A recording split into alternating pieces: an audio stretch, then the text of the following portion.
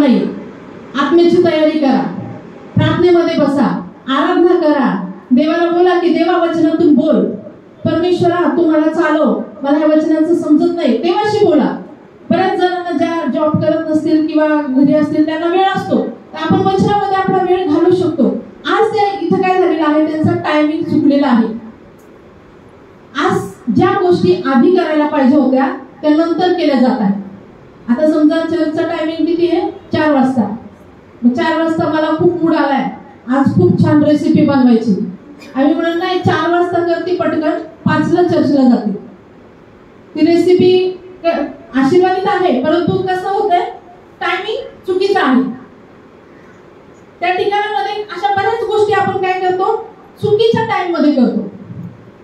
आता चर्चची वेळ असते, आपण म्हणतो थांबा त्या पाहुण्याकडे जाऊन येतो. चर्चचा टाइम असतो किंवा कुठे